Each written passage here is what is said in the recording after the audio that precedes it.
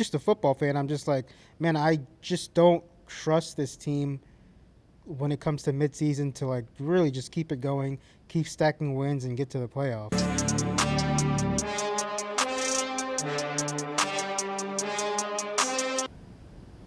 What's up, everybody? Welcome back to Play Action Takes, Apollo Media's NFL podcast. And man, we're done with the draft. We're almost in July. Rookie training camp has started, and man, we're getting to see a lot of the new rookies. The schedule just came out, and it's a very exciting time for NFL fans everywhere, man. And today I want to do a deep dive into one of the more intriguing NFL teams this upcoming season that, I'm going to give you guys a little hint about who this team is. They just drafted number 2 overall. They got, in my opinion, one of the most dynamic athletes that we've seen in a long time. The Jacksonville Jaguars, man. The AFC South is just by itself, after the draft, in my opinion, a very intriguing division. You now got 4 promising quarterbacks in this division, and C.J. Stroud, rookie for the Titans, Cam Ward. Some people are in or out in Anthony Richardson, and you've got, to me, one of the more intriguing quarterbacks, not just in the division, in the entire NFL, and Trevor Lawrence. And today's episode, we're gonna do a deep dive into not only Trevor Lawrence but the Jacksonville Jaguars. I'm gonna be breaking down their schedule for you guys, telling you guys, what I think about their schedule, and we're going to do a win-loss prediction for them in the 2025 season today. So, without further ado, first of all, I want to give a shout-out to our sponsors, Big City Wings, the best wing spot in Houston. If you guys haven't been there, you need to go right now. And also our other sponsor, Zing Zang. And, without further ado, let's get into the quarterback of the Jacksonville Jaguars, Trevor Lawrence. This is a guy, to me, that, from when he was in high school, people were hyping this guy as the next Peyton Manning. He gets to Clemson. He starts as a freshman. They win the national championship his first year. And then his second year, I believe, they go up against Joe Burrow in the national championship. Lawrence loses to Joe Burrow. Both of them enter the draft that following year. I think it was that following year. Correct me if I'm wrong. But, anyway, Trevor Lawrence goes number 1 in the draft to Jacksonville that year. And his rookie season got off to a rocky start with his head coach, Urban Meyer. Everyone knows how that turned out. They were really, really bad.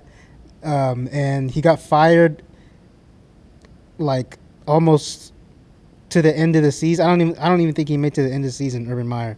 And so when you look at Trevor Lawrence and his development, I think that he's going to be on his 3rd head coach. And if you really get into the numbers, it's funny. I saw this graphic the other day on Twitter, and people were comparing Daniel Jones and Trevor Lawrence, and the numbers looked very similar, which is really, really crazy to me, because we all think of Trevor Lawrence as this guy that, he's had all this hype, and he's definitely better than Daniel Jones, right?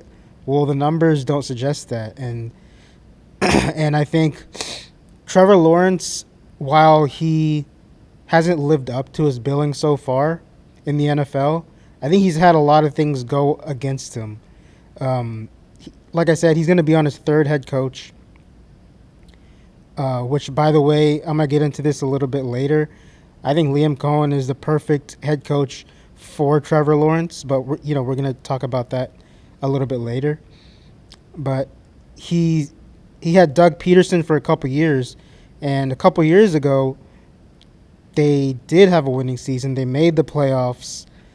They faced the Kansas City Chiefs in the second round of the playoffs. Eventually lost that game, but if you remember, like during that game, they were kind of in that game early, but they ended up losing it. And I think after that game, Jacksonville Jaguars fans, and honestly, personally, me thought that he was going to take the next step the next year, which brings us to 2023. 2023, that was going to be the year the Jacksonville Jaguars are making the playoffs. The Texans had just drafted C.J. Stroud. No one in the world thought they were going to be as good as they were going to be. And they start really, really well. The Jacksonville Jaguars at one point in 23 were 8-3. I believe they had just beaten the Texans in a controversial game.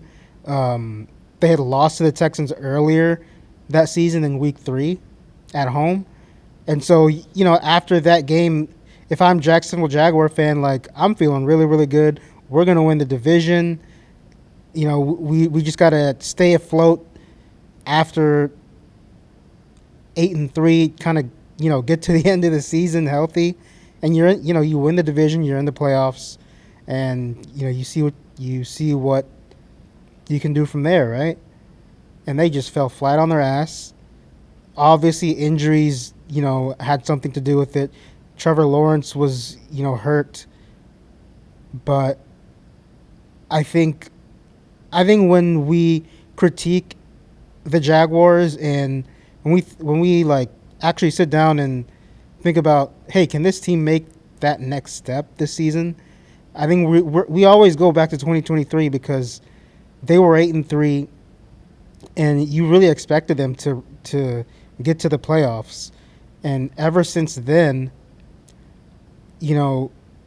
as a just a football fan, I'm just like, man, I just don't trust this team when it comes to midseason to like really just keep it going, keep stacking wins, and get to the playoffs. And with that being said, I think that Liam Cohen is the perfect head coach for this team. Um, the job he did at Tampa Bay after being with the Rams for a while, I think you have to give him a lot of credit. He pretty much brought Baker Mayfield back from the dead, and Baker Mayfield now is one of the really, really good quarterbacks in the league. So we'll see if he can do that with Trevor Lawrence. And Trevor Lawrence is a guy that he hasn't lived up to his end of the bargain.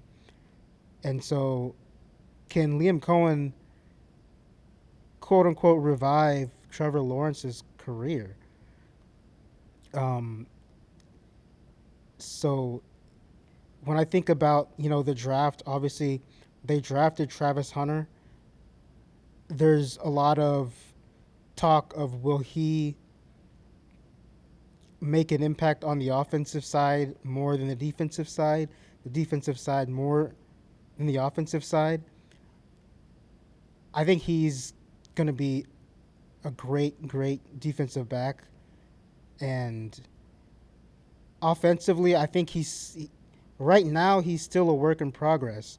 And with the whole Travis Hunter thing, if Liam Cohen can find a way to use him on offense, he doesn't really have to start opposite Brian Thomas Jr., who we'll get into in a little bit. I don't think he really has to start opposite him all the time. But if Coach Cohen can find a way to incorporate him into the game plan on offense, that can cause a lot of issues for the opposing defenses. And talking about Brian Thomas Jr., this guy is going to be one of the best receivers in the NFL in a few years' time. I think he's on his way there already. I think he's that good. And man, they really got to study what's going on over there at LSU, man, because every single guy that comes out at the receiver position, they're just dogs, man. Justin Jefferson, you got Jamar Chase, you got Brian Thomas Jr. you got the guy from with the New York Giants, Neighbors. Man, all of them are studs. They I don't know what they're feeding them up there at LSU. LSU fans, get in the comments. Let me know, man. But anyway, um, yeah, Brian Thomas Jr. is the unquestioned number one of this team. They recently lost Christian Kirk um, to the Texans in free agency, or I believe it was a trade. And Christian Kirk for them, he had issues staying healthy the past few seasons, but when he was healthy, he was pretty good for Jacksonville. And bringing it back to last year, the Jaguars really, to me, their record really does not tell the whole story with where this team's at. Um, Last year they lost a lot of close games. They were in a lot of games. For example, for the Texans fans out there, I mean, you guys know, week, I believe it was week 3 or week 4 we played them, and it was a close game. The Obviously that we know the Texans, you know, tendency to underachieve the entire year, but these division games are close, and it was a it was a close game the entire game, and the Jacksonville Jaguars had a chance late to win that game. Obviously, C.J. Stroud and the boys, they rallied late to get a walk-off win at home, and that was the Jaguars' third or fourth loss, I think. Someone remind me. I don't remember if it was week 4 or week 3, but the Jaguars lost that game, and the conversation around the league and the building was, well, shit, is Doug Peterson going to make it to the end of the season?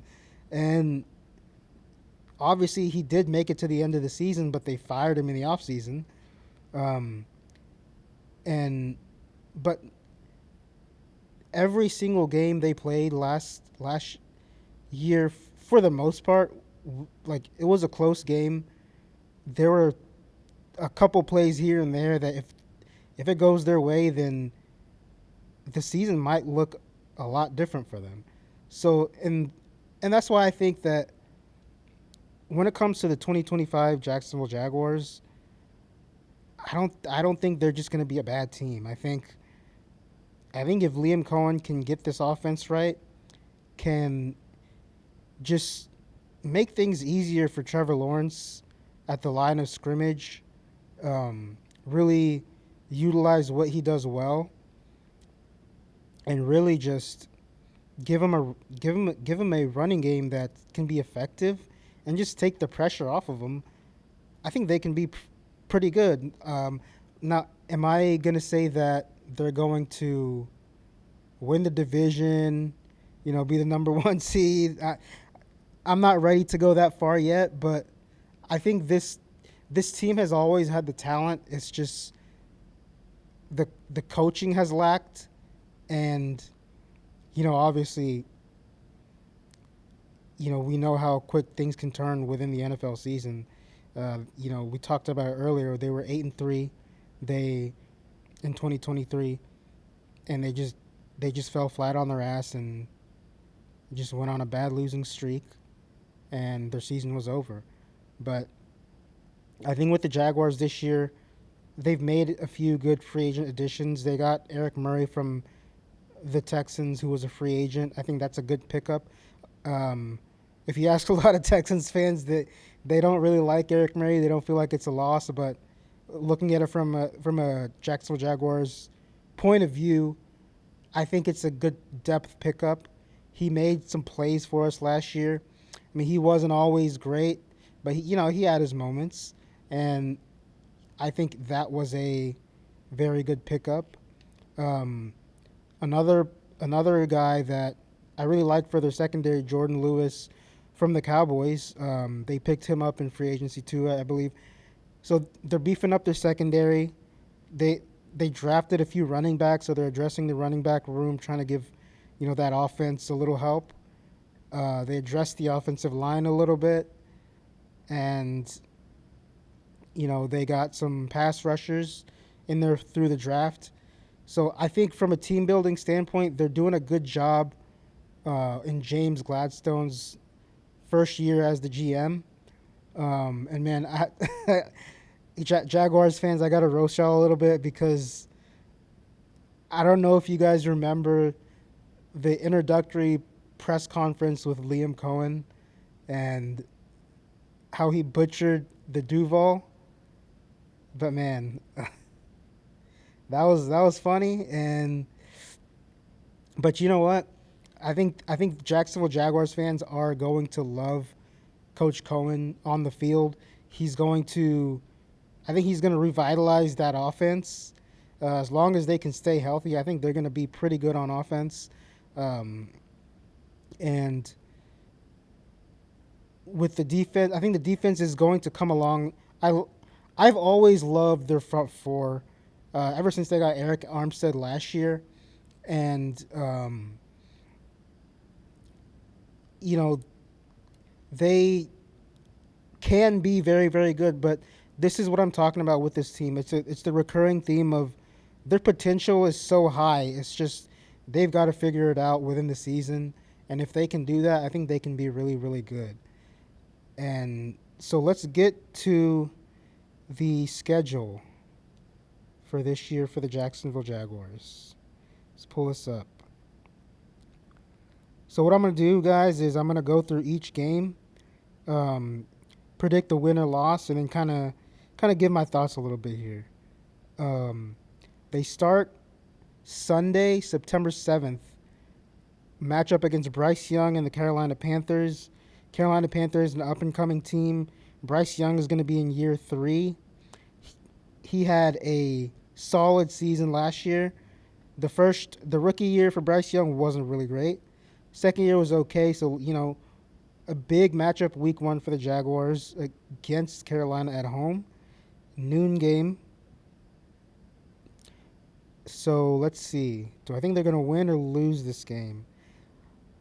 I think that the Jacksonville Jaguars will show their offensive firepower, and they're going to outduel Bryce Young and the Carolina Panthers in a shootout. Now, I'm not going to predict the scores just yet, but I'll just tell you guys if it's a win or a loss. How about that? So I'm going to go 1-0. Jaguars beat the Carolina Panthers week 1. Week 2, we've got Joe Burrow and the Cincinnati Bengals hosting the Jaguars. And one thing we know about Joe Burrow and the Bengals just throughout his entire time there is when it comes to like the first quarter of the season, for some reason I don't know why, they always struggle to start the season. So man, this is a tough one for me because like how can you pick against Joe Burrow, right? And they're at home hosting Trevor Lawrence. And we know the uncertainty of Trevor Lawrence. But you know what? I'm gonna go out on a limb and I'm gonna say Jacksonville upsets Cincinnati on the road. They start 2-0. So Jacksonville's 2-0, heading into Houston. Division game against C.J. Stroud and the Texans. And man, like I try to be as unbiased as I can for you guys, but I'm not perfect. I'm gonna have to predict a L for the Jacksonville Jaguars. I think the Texans beat Jacksonville at home early in the season, kind of set that tone for the division. Jacksonville is 2-1, and now they go. Excuse me, the Houston game was a home game, but it's still the same prediction for me. The Texans go on the road, beat the Jacksonville Jaguars. Jaguars 2-1. Week 4 go on the road in San Francisco. They play the $250-something million man, Brock Purdy, and the San Francisco 49ers. And San Francisco is another team that, I don't really know what to think of them. Right now they lost Deebo Samuel. They just re-signed Fred Warner to a big deal. So they kind of kept their defensive centerpiece. San Francisco. Man, that's tough. You know what? I'm gonna say that Jacksonville wins in San Francisco. So what are they now? They're 3-1 in the first four. 3-1 in the first four. They go the following week is a Monday night game against the Kansas City Chiefs, the AFC champion Kansas City Chiefs, on ESPN. Big time prime time game, and I'm gonna put my tinfoil hat on right now for you guys. I'm not saying it's gonna be a rigged game, but everybody knows when it's Kansas City on prime time with the bright lights, uh, they're gonna find a way to win no matter what. I think Jacksonville falters to Kansas City, so they're what 3-2 now, and yeah, Patrick Mahomes and the Chiefs are gonna beat Jacksonville early in the season. 3-2 for the Jacksonville Jaguars. Next following week, Seattle Seahawks. The Seattle Seahawks are another uncertain team. They just got rid of DK Metcalf. They traded Geno Smith to the Raiders. They got Sam Darnold is probably going to be their starter. And can Sam Darnold replicate what he did with the Vikings with the Seahawks? I'm gonna go out on a limb and say I don't think so, because I think a lot of Sam Darnold is a good quarterback. Don't get me wrong, but I think a lot of it was the system the Vikings had in place. I mean, they had one of the best receivers in the entire fucking league, in Justin Jefferson. Um, with Seattle, you've got Jackson Smith and Jigba looking to take that next step, but we just don't know about him yet. So I'm gonna go Jacksonville in this game, 4-2, 4-2. They so far within the first six, they're looking pretty good, looking like they're gonna at least compete in the AFC, compete in the division, and they've got the London game up next against the Rams early in the morning, Sunday, October 19th, 8:30 in the morning. And the LA Rams are, to me, I think they're going to be really good. The way they've built that team, after the infamous fuck them pick speech by their GM, I think they've done a really, really good job of kind of retooling. Matt Stafford is back. At one point in the offseason, everybody thought he was going to demand a trade out of there. He's back. They're looking to make another run at the Super Bowl. And I think the Rams beat the Jaguars. 4-3 for the Jaguars heading into the bye week. So 4-3 heading into the bye week. I think with this team, if we're looking at 4-3 heading into the bye week, I think Jaguars fans should actually be thrilled with that, because considering after the bye week they're playing Houston again. One of the teams they're gonna play, the Chargers, who, I mean, people are always high on the Chargers. They've got a couple division games, Tennessee and Indianapolis, and then they've got the New York Jets, and a team that a lot of people in the Denver Broncos believe like they're going to take the next step. I think, it's funny when you talk about these second-year quarterbacks. Bo Nix is going to be in his second year. C.J. Stroud in the second year, his hype was super, super high. A lot of these experts always pick huge years for these second-year quarterbacks in these teams. So Jacksonville being 4-3 by the bye week, but in week 8, I think they should be thrilled with that.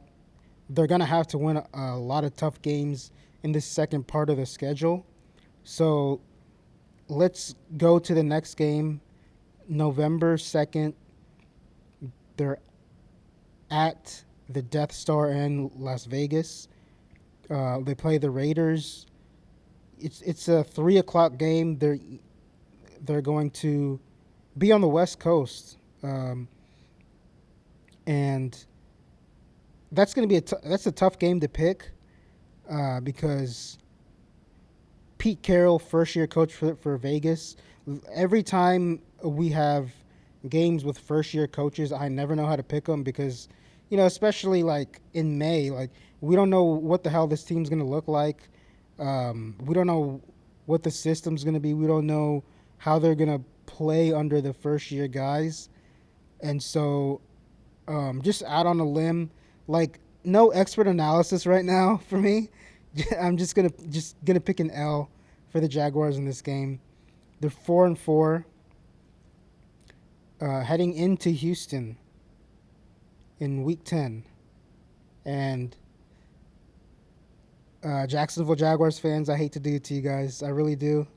Uh, I really hate to do it to you guys, but I'm gonna predict another loss to my Texans. I think the Texans are gonna sweep the Jaguars. Might be a little bit of bias coming from me, just a little bit, but um, they take the loss. They fall to 4-5. Now you have Week 11, November 16th. The Chargers at home. It's a rematch of the infamous playoff game a few years ago, where where the Chargers were up like 28-0. Trevor Lawrence threw like 4 picks in the first half. They came all the way back. They win like 30-28, I think, something like that. And I'm not saying the same thing's gonna happen, but I predict a win for the Jaguars. And like while we're on the subject of the Chargers, right? I just got to say this, like, hot. I'm about to fire a hot take at you guys right now. Someone please explain to me the constant hype, the constant putting Justin Herbert into top 5 conversations. Like, we understand he has a great arm, he has a lot of talent, but to me, like, the things he's done so far in the NFL, as far as win-loss, I don't think he should be put up there. Do I think he's a really good quarterback with a lot of potential? Yeah, of course I do. But we got to stop putting him in top 5s, man. Justin Herbert's a great quarterback, but he has a lot of improving to do. I think, maybe we'll do a Chargers episode, soon, before the season starts. But I think there's a lot of pressure on him too to make that next step, just like Trevor Lawrence. So in that way, I think Trevor Lawrence and Justin Herbert have a lot of similarities. Like, they have a lot to prove in 2025. But I think Jacksonville Jaguars get the dub. They are at 500, 5-5, going into Arizona.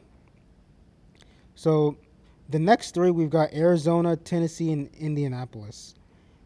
I think in this part of the schedule is when the Jaguars can really just take control of their season. I think all 3 of those are going to be winnable games. Obviously, Tennessee and Indianapolis division games. And you know what, Jaguars fans, I was kind of hating on y'all for a little bit earlier, but I'm going to give y'all the benefit of the doubt right now. I'm going to say y'all go 3-0 in this next stretch. They're 8-5. 8-5 after the Arizona, Tennessee, Indianapolis games. And now that takes us to the New York Jets. The New York Jets, no more Aaron Rodgers. They've got Justin Fields now. That's another quarterback. And I feel like there's a lot of these guys in the league at the quarterback position where, they're trying to prove something in the league. They were high draft picks, trying to make a name for themselves in the NFL. I really don't know what to expect from Justin Fields either. Um, I've always been a fan of Justin Fields. I think he got a bad rap in Chicago. I mean, Chicago's a tough place to cut it out as a quarterback. They've had so many bad ones, and it just didn't work out for him in Chicago. He goes to the Steelers. Him and Russell Wilson kind of share time there, and so he didn't really have a chance to really take that job and take it by the horns and just really have a lot of success. So maybe this third spot with the New York Jets is going to be what he needs. They don't have Devontae Adams anymore. He goes to the Rams. They've still got Garrett Wilson. Um, they've still got a lot of good talent around him, and I think this is a game that Jacksonville can win. I think they will win. So, guys, that's 4 wins in a row for the Jacksonville Jaguars. So we're 9-4. 9-4. Going into Denver. Denver's a team that, they have the defensive player of the year in Patrick Surtain. They've got a good defense, great coach in Sean Payton. Bo Nix had a good year one, and I think Bo Nix has a lot of potential. Everybody talks about sophomore slumps. Do I think he's going to go through a sophomore slump? Maybe, but I think that's another tough division. I mean, by this week and by this time in the schedule, Denver to me is probably going to be in like must-win mode just to fucking stay afloat in that division. I mean, all 4 teams in that division are slated to be, pretty good. The jury's still out on the Raiders. Like, we don't know about the Raiders, but I think Denver's slated. I think the Chargers, they're always there. The Chargers are always there. Justin Herbert. And then obviously the Kansas City Chiefs are always the top dog. But I think this game in Week 16, like, it's going to be a very important game for both teams. Denver's going to be looking to stay afloat in the division, try to make the playoffs. I think the same thing for Jacksonville. I think Jacksonville gets its 10th win of the season. And you've got the 2 remaining games, Indianapolis and Tennessee. So they're 10-5. 10-5. At Indianapolis late in the season. I mean, you know how these late season matchups go in divisions. I think Indianapolis is going to take that one. And then Tennessee, who I don't think is going to be bad, but I don't think they're going to be good. I think Tennessee by this point will be out of playoff contention, and I think they're going to try to play spoiler to Jacksonville. I think Jacksonville loses at home against Tennessee last game of the season. I don't think it's going to be a situation where Jacksonville's going to rest their starters or anything, but I will say that Jacksonville will finish second in the division, 10-7. They're going to make the playoffs, and I don't know if you guys can play process of elimination, but I'm going to let you guys guess who my AFC South division winner is. You guys can guess down in the comments, man. And so the Jacksonville Jaguars, the 2025 Jaguars, I have finishing 10-7. I think they're going to have a similar year to what the Texans did in 2023. The Texans won a lot of close games, and I kind of see the same for the Jacksonville Jaguars in 2025. I think they're built to, kind of shoot it out with a lot of these defenses that they're playing. I think their offense is going to be the strong point of their team.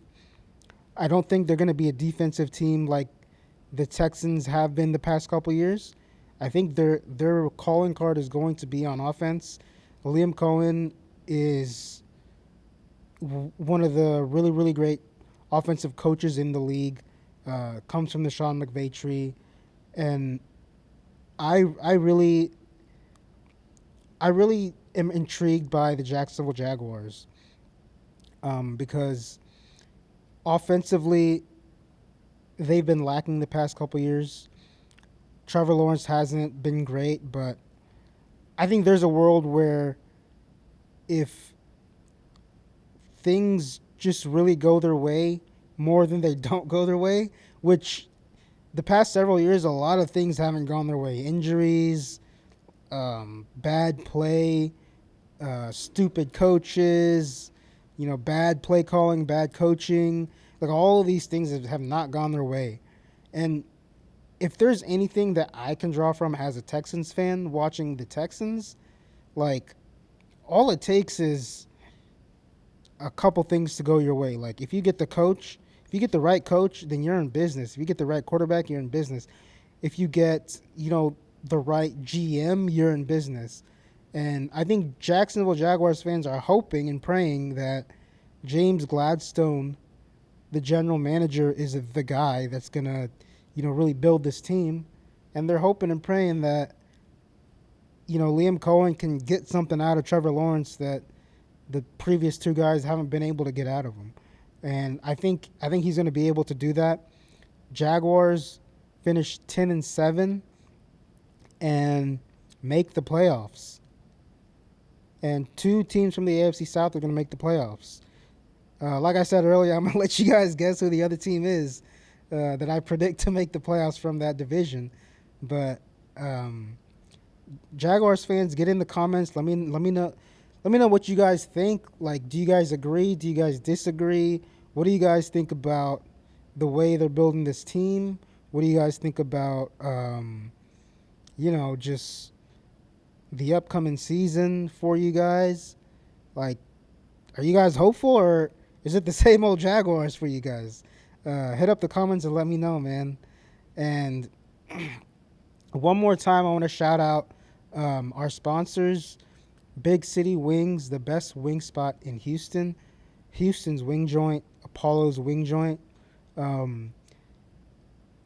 If you guys haven't tried their new flavors, man, I'm pretty sure I said this on the last podcast, but this was like a month ago. I had one of their new flavors. I don't even remember what it's called, but just it was fucking amazing. That's all you guys need to know. Love the staff at Big City Wings. They're always very, very pleasant. And Zing Zang, your Bloody Mary mix. I'm not a big fan of Bloody Marys, but I know a lot of people who are. So, swirl it up and have you some Bloody Marys, man. It's always a beautiful day outside around this time of the year. So, man, and I just want to say thank you again, guys. Go ahead and subscribe to Apollo HOU. Hit up the comment section, like, subscribe.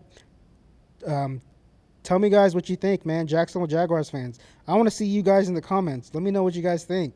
Coming from the enemy, And with that, man, thank you guys so much, and we'll see you guys next time on Play Action Take.